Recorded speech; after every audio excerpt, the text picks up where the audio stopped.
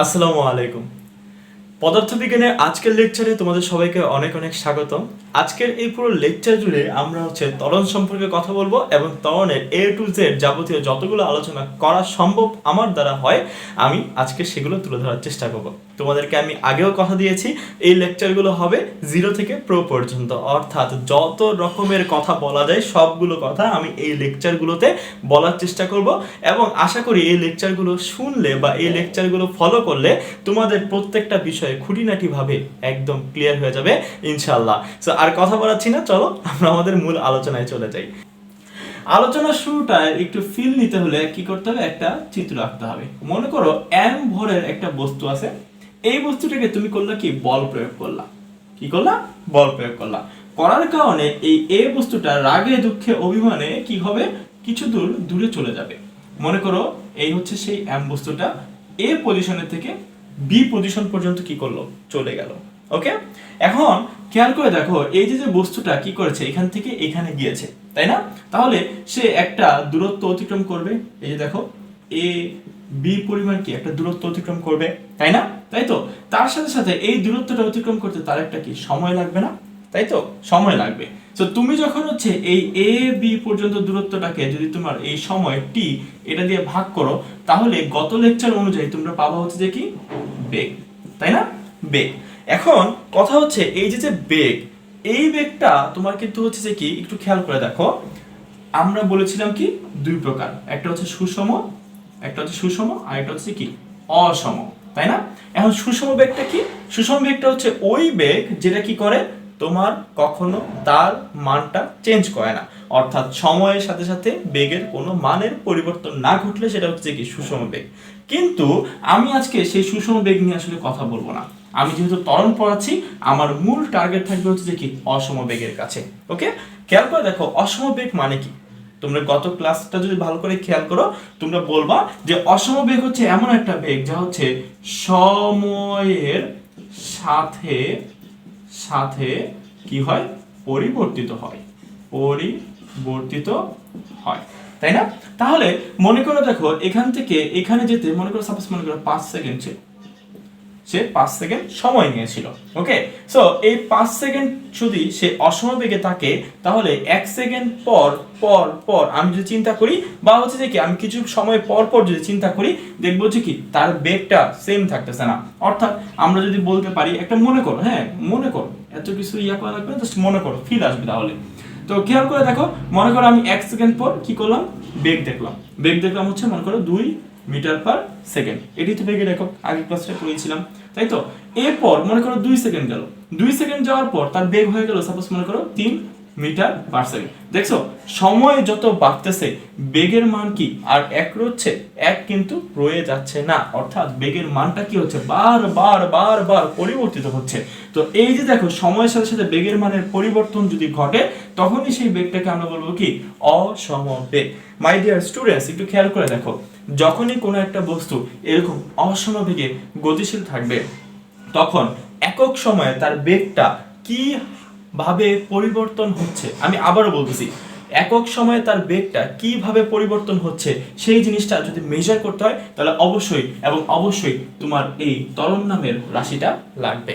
অর্থাৎ কিভাবে বেগটা পরিবর্তন হচ্ছে তার হারটাই যে কি ত্বরণ।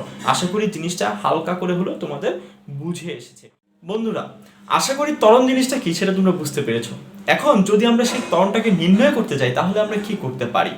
যখনই আমরা ত্বরণটাকে নির্ণয় করতে যাব, তখন আসলে জিনিসটাকে সিম্পলিফাই করার জন্য একটা ছবি আমি আঁকার চেষ্টা করেছি।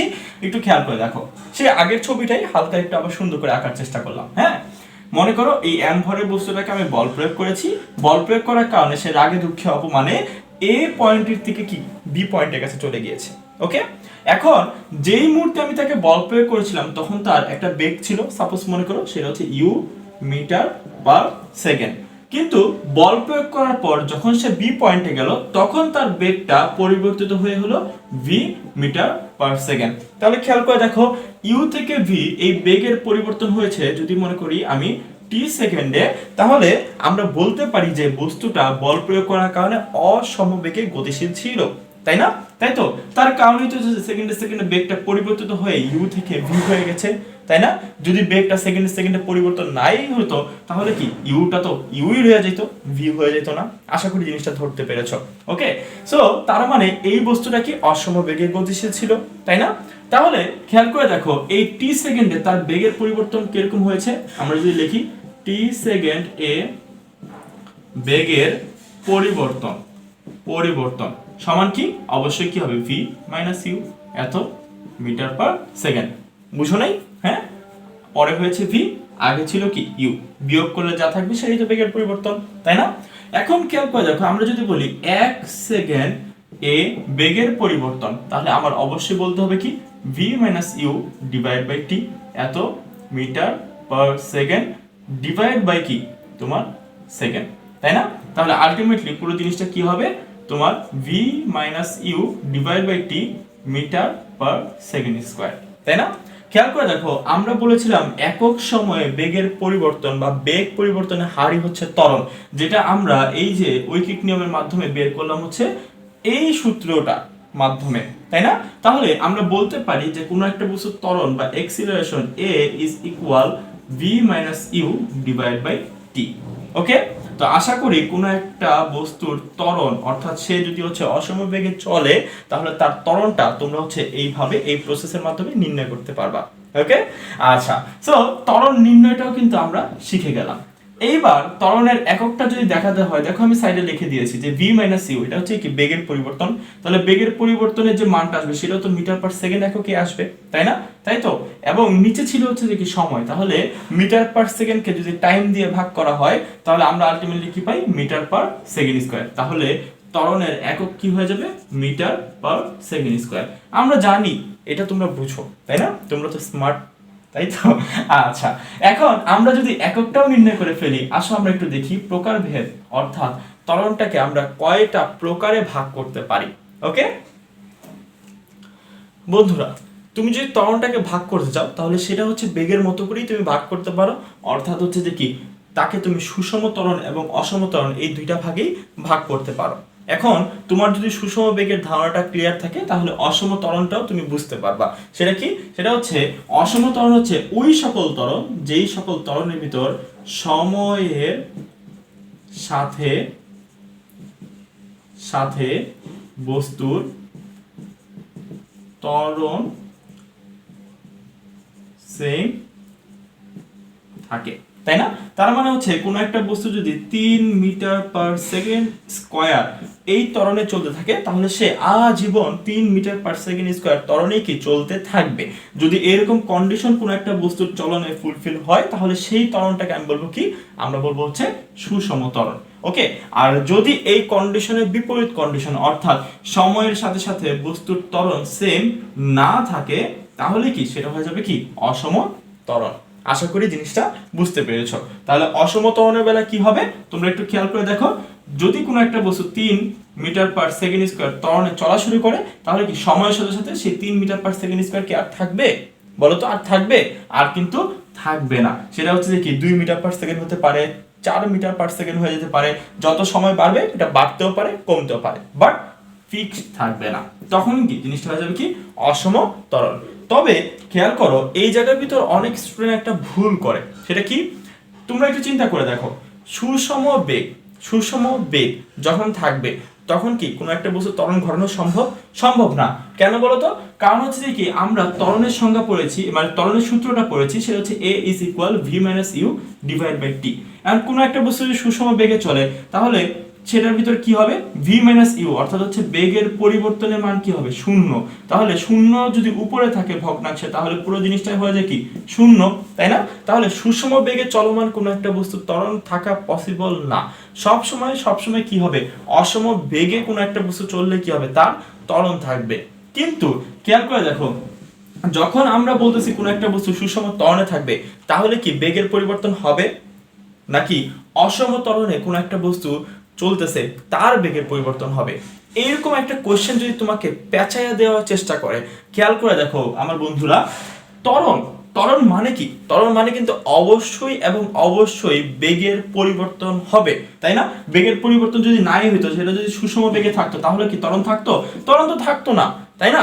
এখন আমি বলতেছি অসম বেগের চলমান বস্তুর ত্বরণ আছে। যদি কোনো একটা বস্তু সুষম ত্বরণে চলে তাহলে তারও কি থাকবে, তোমার হচ্ছে বেগের পরিবর্তন হবে। কোনো একটা বস্তু যদি অসম ত্বরণে থাকে তাহলে তারও কি বেগের পরিবর্তন হবে। কিন্তু কথা হচ্ছে সুষম ত্বরণে যদি কোনো একটা বস্তু চলে তাহলে তার বেগের পরিবর্তনটা সুষমভাবে পরিবর্তিত হবে, আর অসম ত্বরণে যদি কোনো একটা বস্তু চলে তাহলে তার বেগের পরিবর্তনটা কি হবে, অসমভাবে হবে। আশা করি জিনিসটা বুঝতে পেরেছো। অর্থাৎ নোট আকারে লিখে রাখো, নোট আকারে লিখে রাখো, এটা কখনো ভুলা যাবে না।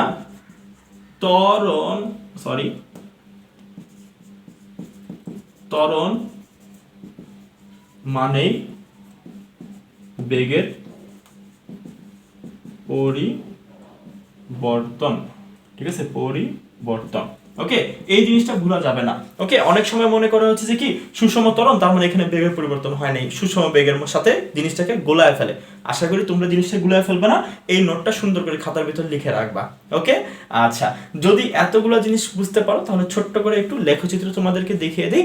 আশা করি এতটুকু যদি তোমাদের মাথার ভিতর থাকে তাহলে ত্বরণ সম্পর্কে কোনো সমস্যাই তোমাদের কাছে আর সমস্যা মনে হবে না ইনশাআল্লাহ। ওকে, আচ্ছা, তোমাদেরকে তো আমি আমার আগের যে লেকচারটা আছে সেই লেকচারের ভিতর একটা লেখচিত্র কিভাবে আমরা ড্র করতে পারবো, বনাম থাকলে কোথায় এক্স ওয়াই এক্সিস দিব, সেগুলো আমি তোমাদেরকে ব্যাখ্যা করেছি। সো এই লেকচারে আমি ওই জিনিসটা আর ব্যাখ্যা করব না। তোমরা যদি কোনো না কোনো কারণে এই লেকচারটা মিস করে যাও, আমার আগের লেকচারে চলে যাও, লিংক আশেপাশে ডানে বামে যেখানেই দেখো না কেন কোথাও না কোথাও গিয়ে পেয়ে যাবে ইনশাআল্লাহ। ওকে, সো আমি আর ওইদিকে যাচ্ছি না, সময় নষ্ট করছি না। আমরা কি করব, আমরা ডাইরেক্ট আমাদের লেখচিত্রের কাছে চলে আসব। ওকে, তাহলে আমরা একটু লেখচিত্রের কাছে যাওয়ার আগে খেয়াল করে দেখো, আমরা যদি ত্বরণের একটা যে সংজ্ঞাটা শিখেছিলাম সেটা যদি একটু দেখি, v - u divide by b, মানে অর্থাৎ সংজ্ঞাটা থেকে আমরা যে হচ্ছে যে কি তোমার সমীকরণটা পেয়েছিলাম ত্বরণ নির্ণয়ের, সেটা হচ্ছে যে কি a = v - u divide by t, তাই না? তাহলে উপরে হচ্ছে বেগের পরিবর্তন এবং নিচে হচ্ছে কি সময়, তাই না? তাহলে আমরা কিন্তু চাইলে খুব ইজিলি বেগ বনাম সময় এই রকম লেখচিত্র দিয়ে ত্বরণকে বুঝাতে পারি, তাই না? তারই সাথে সাথে খেয়াল করে দেখো, আমরা যদি হচ্ছে ত্বরণ বনাম সময় এরকম কোন একটা লেখচিত্র ড্র করি তাহলে কিন্তু হচ্ছে যে কি আমরা ত্বরণকে নির্দেশ করতে পারবো। অর্থাৎ ত্বরণকে নির্দেশ করার জন্য আমাদের দুইটা ওয়ে আছে, একটা হচ্ছে হয় তুমি বেগ বনাম সময় নিবা অথবা কি তুমি ত্বরণ বনাম সময় নিবা। আশা করি বুঝতে পেরেছো। তাহলে আসো আমরা হচ্ছে এরকম করে দুইটা এক্সিস নিয়ে মোটামুটি সমতরণ এবং সুষম ত্বরণকে আঁকার চেষ্টা করি। অর্থাৎ ফার্স্টে যদি আমি বেগ বনাম সময় নেই তাহলে বেগ বনাম সময়, তাই না? বেগ বনাম সময়, তারপর কি ত্বরণ বনাম সময়, ত্বরণ বনাম সময়। দেখো তো, খেয়াল করে দেখো, আমি এই দুটো জিনিস লিখে ফেললাম এবং এই পাশে যা আছে সবগুলো কি হবে, সবগুলো হচ্ছে তোমার সুষম ত্বরণ হবে, সুষম ত্বরণ এর লেখচিত্র হবে। আর এই জায়গার ভিতরে যা আছে সবগুলো কি অসম ত্বরণ এর লেখচিত্র হবে। ওকে, খেয়াল করে দেখো, আমি কি বলেছিলাম বেগ বনাম সময়, এটা যদি হচ্ছে যে কি ত্বরণ নির্দেশ করে, সুষম ত্বরণটা তোমার যদি নির্ণয় করতে হয় তাহলে তোমার কি করতে হবে, বেগের পরিবর্তনটা সুষম হইতে হবে, তাই না? তাহলে অবশ্যই খেয়াল করে দেখো এই লেখচিত্রটা হয়ে যাবে কি এইরকম, তাই না? হ্যাঁ, তাহলে এরকম যদি কোনো একটা লেখচিত্র হয় তাহলেই তো হচ্ছে সময়ের সাথে সাথে বেগের পরিবর্তনটা কি হচ্ছে, সুষমভাবে হচ্ছে, তাই না? তাহলে বেগ বনাম সময় যদি হচ্ছে এরকম করে একটা লেখচিত্র থাকে, অর্থাৎ একটা সমভাবে ঢালু একটা লেখচিত্র থাকে, বা তুমি যদি হচ্ছে কোনো একটা লেখ পাও তাহলে এটাই কি হবে, সুষম ত্বরণ নির্দেশ করবে। ওকে, এবং তুমি যদি হচ্ছে ত্বরণ বনাম সময় নিয়ে কাজ করতে চাও তাহলে অবশ্যই সেটা কি হবে, এক্স অক্ষের সমান্তরাল একটা লেখচিত্র হতেই হবে। তাহলে তো দেখো ত্বরণের মানটা কখনোই চেঞ্জ হবে না। আর অসম ত্বরণটা খুব ইজি, জাস্ট তোমার ইচ্ছা মতো একটা ডেল্টা দিয়ে দাও তাহলেই কিন্তু হয়ে যাবে। ওকে, তো আশা করি এই দুটা জিনিস তোমরা বুঝতে পেরেছো, ধরতে পেরেছো, এবং এখানে তোমাদের যদি কোনো সমস্যা থাকে সেটা অবশ্যই এবং আমাদের কমেন্ট সেকশনে তোমরা জানানোর চেষ্টা করবে। সো যদি তোমরা হচ্ছে দেখি এতটুকু পর্যন্ত বা এই চিন্তা ভাবনাগুলো ঠিক মতো তোমার মাথার ভিতরে ক্যাচ করতে পারো তাহলে কিন্তু হচ্ছে আমরা আমাদের গতীয় রাশি সংক্রান্ত প্রাথমিক আলোচনাগুলো শেষ করে গতীয় সমীকরণটার দিকে চলে যেতে পারবো। এবং গতীয় সমীকরণ নিয়ে আমি কথা বলবো আমার সামনের লেকচারে ইনশাল্লাহ।